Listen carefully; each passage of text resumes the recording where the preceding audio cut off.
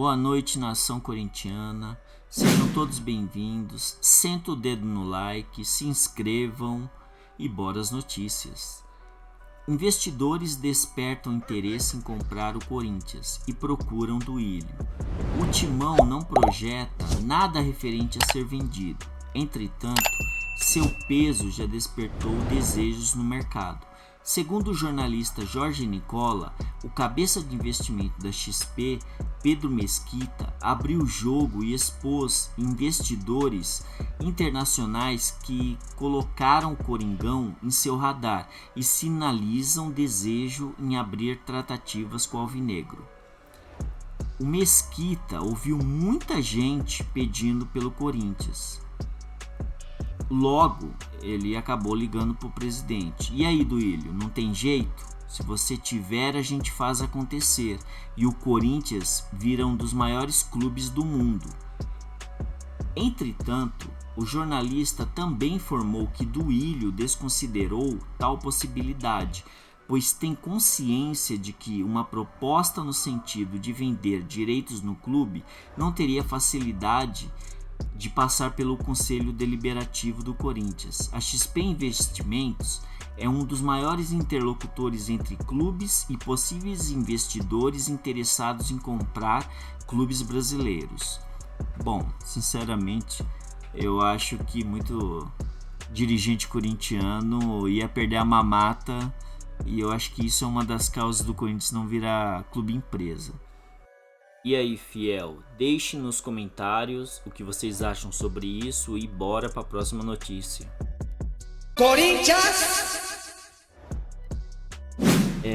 Às vezes alguns dirigentes nos pregam cada uma. O Corinthians acumula pendências na FIFA que se aproximam dos 40 milhões. Segundo o repórter Rodrigo Vessone, do site Meu Timão, 3 clubes e um atleta entraram com ações contra o Corinthians na principal entidade do futebol mundial. Tratam-se dos atacantes Mauro Bozelli, que deixou o Corinthians há um ano somando 1,17 milhões de dólares em salários atrasados, que dá 6,4 milhões de reais. Do Jô, na época que atuava pelo Nagoya Grampus, com seu retorno. Danilo Avelar, quando saiu do Torino. E o próprio Matheus Jesus, do Estoril.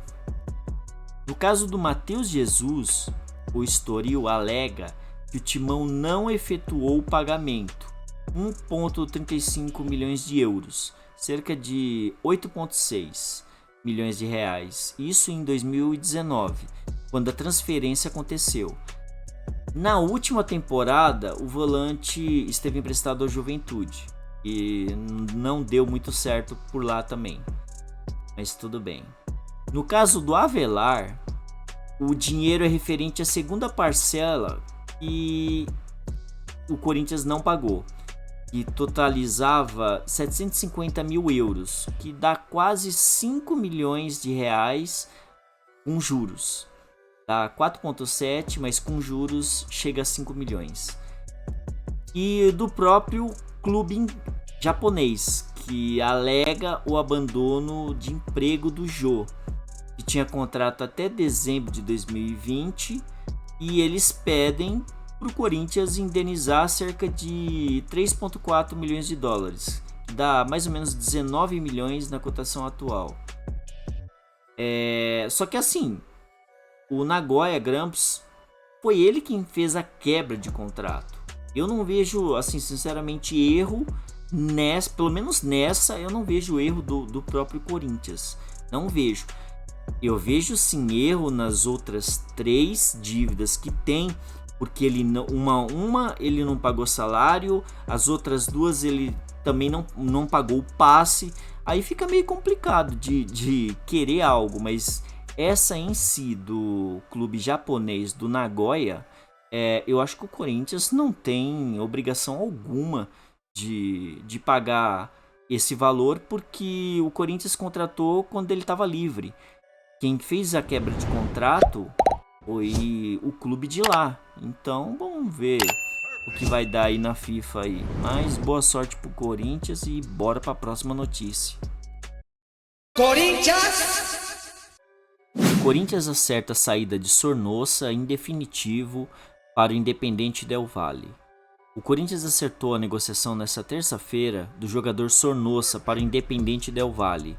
O jogador tinha contrato com o Timão até 2022, sendo que o Timão já havia emprestado ele em 2021. E agora a compra definitiva do atleta. Também vale lembrar que o Timão pagou 10 milhões em 2019 e tinha 100% dos direitos econômicos do jogador. Só que nessa negociação o Corinthians vai ficar com metade e a outra metade vai ficar com o Independente Del Valle. Tipo, para se ter uma ideia, se a gente relembrar o quanto de jogos ele fez pelo Corinthians, ele fez 50 partidas, 1 gol e 10 assistências. Pô, ainda bem que ele foi vendido, sinceramente. Foi até tarde, mas e aí? Bora aí, fiel.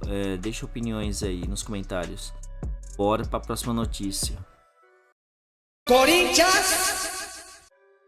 O Corinthians planeja faturar quase 600 milhões em 2022. Veja o orçamento detalhado. O valor é a soma da receita bruta que o clube obtém. São 507 milhões mais arrecadações em vendas e empréstimos de atletas, que daria 91 milhões.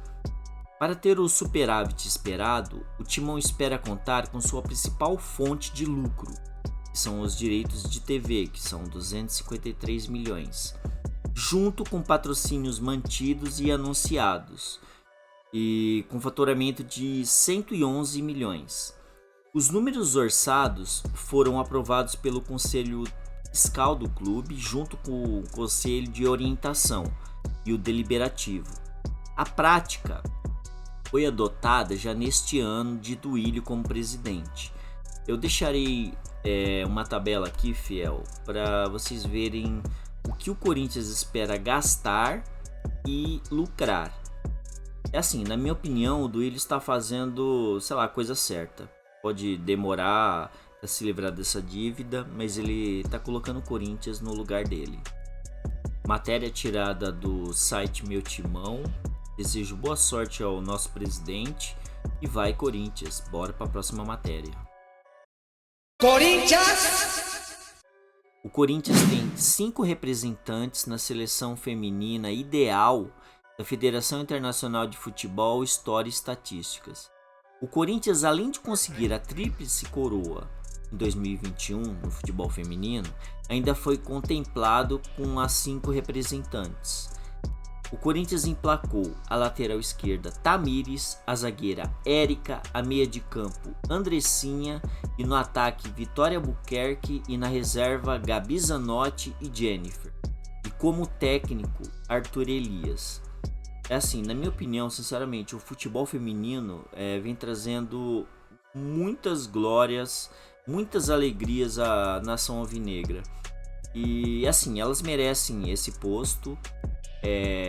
Tem tudo para estourar em 2022.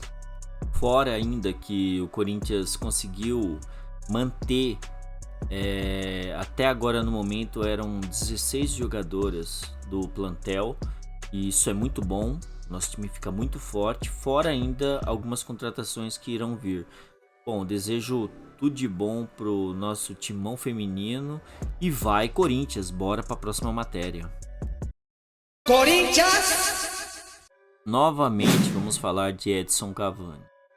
O Corinthians mantém o sonho de contar com o uruguaio Edson Cavani para a próxima temporada, como centroavante que chegue para causar impacto, sendo ele o principal alvo. Assim como o Paulinho, pelo tamanho que tem e pelo barulho que faz. O Corinthians quer um camisa 9 que faça barulho e foi essa a expressão que usaram. Se tiver um Zezinho que faça a mesma coisa, sendo craque, mas não faça barulho, esse investidor não vai pagar. A imprensa local da Europa diz que o Cavani prioriza ficar na Europa. esperando até que o Barça se defina algo para resolver o seu futuro e por aí vai. Fora ainda que ainda tem um Manchester, o time dele atual, que disse que não pensa em dispensá-lo, ainda mais depois que ele fez o gol contra o Newcastle, porque o gol para eles foi muito importante, porque eles estavam perdendo e aí logo empatou. Mesmo Corinthians e Barça tendo interesse, a mídia vem se manifestando em rumores, quem sabe, por aí vai. Mas assim, sinceramente, na minha opinião, o negócio é que o Corinthians tem que pressionar o Cavani, quer ou não quer. Te dou isso. Porque ficar assim só nele, tudo bem que o Corinthians está atrás de outros jogadores, mas eu acho que assim, se for para ir atrás mesmo, acho que o Corinthians deveria ir atrás do Suárez, forçar nele, porque ele tem a cara do Corinthians, é jogador raçudo, brigador, tem tudo a ver com o nosso time. Mas deixem aí nos comentários o que vocês acham. E é isso. Obrigado pela vinda. Tenham uma ótima quinta-feira. Senta o dedo no like, se inscrevam e vai Corinthians!